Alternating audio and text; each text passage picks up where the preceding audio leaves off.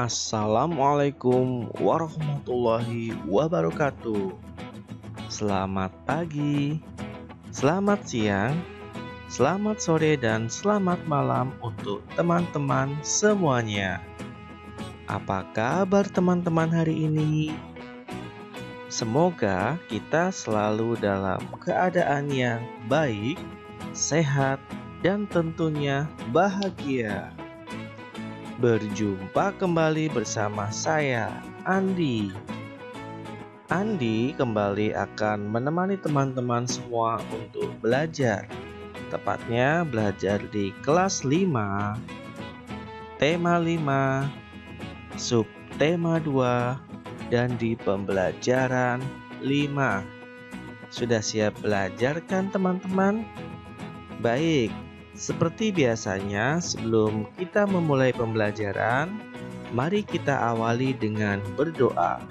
Tentunya agar diberikan kelancaran selama proses pembelajaran dan diberikan ilmu yang bermanfaat. Berdoa, mulai. Berdoa selesai. Nah, teman-teman, hari ini kita akan belajar tentang beberapa hal. Di antaranya adalah ekosistem dan hewan yang terdapat di dalamnya. Berikutnya kita juga akan belajar tentang simbiosis. Jangan lupa tonton video ini sampai habis agar teman-teman dapat lebih mudah memahami materinya. Perhatikan teman-teman, ini adalah gambar atau contoh ekosistem hutan hujan. Nah teman-teman, kira-kira ada hewan apa yang terdapat di ekosistem hutan hujan ya? Ya benar, contohnya adalah ada harimau. Berikutnya, ekosistem sungai. Contoh hewan yang ada di ekosistem sungai apa ya? Wow, ada buaya. Tapi kok buayanya nggak serem ya, malah lucu ya. Oke, itu adalah hewan dengan contoh di ekosistem sungai. Berikutnya, kita lanjut ke ekosistem padang rumput. Kira-kira hewan apa ya? 1, 2, 3. Yap, ada kuda. Wah, gagah sekali ya kudanya ya. Kuda merupakan salah satu hewan yang terdapat di ekosistem padang rumput. Berikutnya ada ekosistem gurun. Kira-kira hewan apa ya? Teman-teman pasti sudah bisa menebaknya. Betul sekali, ada hewan onta. Nah, di ekosistem tundra ada hewan bison. Nah, teman-teman, sekarang kita lanjutkan. Kita akan mempelajari tentang simbiosis. Ayo teman-teman, siapa yang sudah tahu apa itu simbiosis? Simbiosis adalah hubungan antara dua makhluk yang berbeda dan sangat erat kaitannya. Teman-teman, simbiosis ini secara umum dibagi menjadi 3. Yang pertama adalah simbiosis mutualisme. Yang kedua adalah simbiosis parasitisme. Dan yang ketiga adalah simbiosis komensalisme. Mari kita bahas satu persatu dari mulai simbiosis mutualisme, parasitisme, dan komensalisme. Yang pertama, simbiosis mutualisme. Apa itu simbiosis mutualisme? Simbiosis mutualisme adalah hubungan antara dua makhluk hidup yang saling menguntungkan. Ingat, kata kuncinya kalau simbiosis mutualisme adalah saling menguntungkan. Diingat-ingat ya teman-teman. Nah, contoh dari simbiosis mutualisme ini adalah hubungan antara burung jalak dan kerbau. Apa keuntungan yang diperoleh oleh keduanya? Nah, kerbau mendapatkan keuntungan karena kutunya berkurang. Sedangkan burung jalak mendapatkan keuntungan bahwa dia mendapatkan makanan yang membuat dia kenyang, ya. Jadi kesimpulannya, kerbau itu tidak terlalu gatal-gatal lagi karena kutunya dimakanin sama burung jalak. Dan burung jalak juga senang karena dia memakan kutu, dia jadi kenyang. Nah, itu contoh simbiosis mutualisme. Contoh lainnya apa ya? Ada lagi. Nah, ini gambarnya dulu nih. Ada gambar beberapa burung jalak di punggung sampai dengan kepala kerbau. Mereka melakukan hubungan simbiosis mutualisme. Nah, contoh lain di simbiosis mutualisme ini adalah, perhatikan, ada bunga dengan lebah. Teman-teman pasti tahu bahwa lebah mendapatkan nektar atau sari bunga yang bermanfaat untuk menjadi makanan dari lebah. Apa keuntungan yang diperoleh dari bunga? Jadi dengan si lebah memakan atau menghisap nektar pada bunga, maka keuntungan yang diperoleh oleh si bunga adalah lebah membantu proses penyerbukan dari bunga. Nah, dengan penyerbukan itu, maka bunga akan menjadi berkembang biak. Selanjutnya, ada kuda nil dengan burung bangau. Ini sama seperti kerbau, bahwa kuda nil juga diuntungkan bahwa kutu-kutunya dimakan oleh burung bangau. Burung bangau juga untung karena dia kenyang mendapatkan makanan dari kutu-kutu si kuda nil. Itu teman-teman contoh dari simbiosis mutualisme yang lainnya.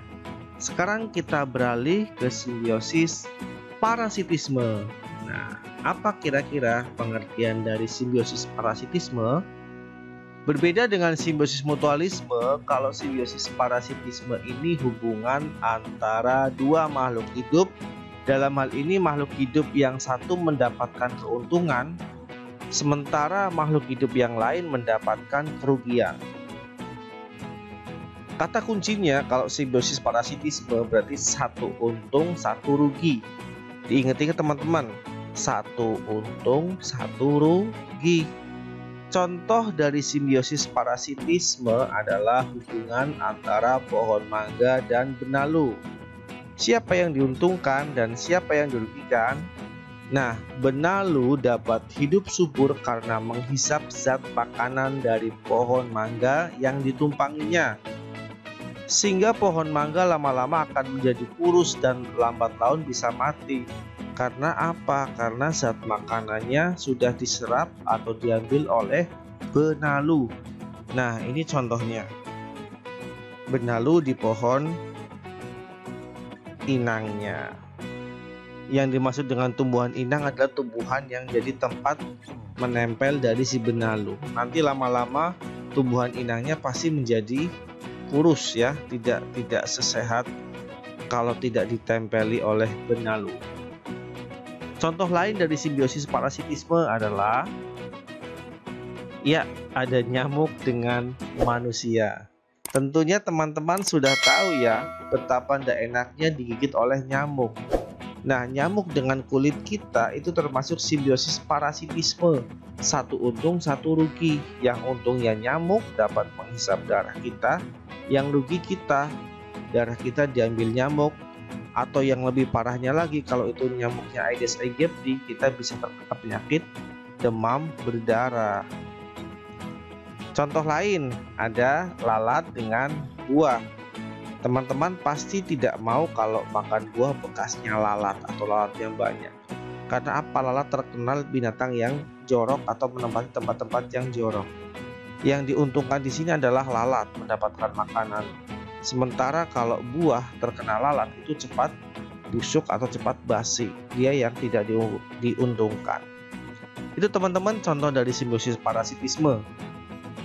Sekarang kita lanjutkan simbiosis yang terakhir adalah simbiosis komensalisme ya. Apa itu simbiosis komensalisme? Simbiosis komensalisme adalah hubungan antara dua makhluk hidup. Dalam hal ini makhluk hidup yang satu mendapatkan keuntungan, sedangkan makhluk hidup yang lainnya tidak dirugikan. Contohnya adalah hubungan antara tumbuhan anggrek dan pohon yang ditumpanginya. Tumbuhan anggrek mendapat keuntungan karena dapat menumpang hidup pada pohon, dan selama menumpang tersebut ternyata anggrek juga tidak merugikan pohon itu. Karena apa? Anggrek tidak menghisap zat dan sari makanan dari pohon inangnya ya. Nah, ini dia contoh gambarnya. Meskipun hidup di misalkan pohon mangga, tetapi anggrek juga tidak mengambil saripati makanan dari pohon mangga. Makanya kalau anggreknya untung ada tempat tinggalnya, mangganya juga tidak untung tapi juga tidak rugi. Itulah komensalisme. Contoh lain dari simbiosis komensalisme adalah ada ikan hiu dengan ikan remora. Perhatikan, ikan hiu itu yang besar, ikan remora itu yang kecil. Kenapa disebut dengan simbiosis komensalisme ya? Jadi ikan remora ini selalu nempel atau dekat-dekat dengan hiu. Tujuannya apa? Ketika hiu memakan mangsanya, otomatis ada sisa-sisa makanan yang keluar dari mulutnya. Nah, ikan remora ini memperoleh keuntungan dari memakan sisa-sisa makanan dari hiu. Sementara hiu juga tidak diuntungkan, juga tidak dirugikan. Maka dari itu, hiu dengan ikan remora disebut dengan simbiosis komensalisme. Contoh lain dari simbiosis komensalisme adalah ada timun laut dengan udang ya. Udang terkadang suka dekat-dekat dengan timun laut karena udang mencari sisa-sisa makanan atau memakan sisa-sisa makanan dari timun laut seperti yang digambar. Sementara timun laut juga mereka tidak dirugikan ataupun tidak diuntungkan dari udang yang ada yang menempel di badannya, ada yang naik di punggungnya, ada yang selalu mengikutinya. Si timun laut tidak terpengaruh. Makanya hubungan antara udang dengan timun laut merupakan contoh dari simbiosis komensalisme. Nah, teman-teman, tidak terasa ya, ternyata pembelajaran pada kesempatan kali ini sudah selesai. Andi meminta maaf jika terdapat sesuatu yang kurang jelas. Tetap semangat belajar. Ingat, masa depan ada di tangan teman-teman semuanya. Sekian dari Andi. Wassalamualaikum warahmatullahi wabarakatuh.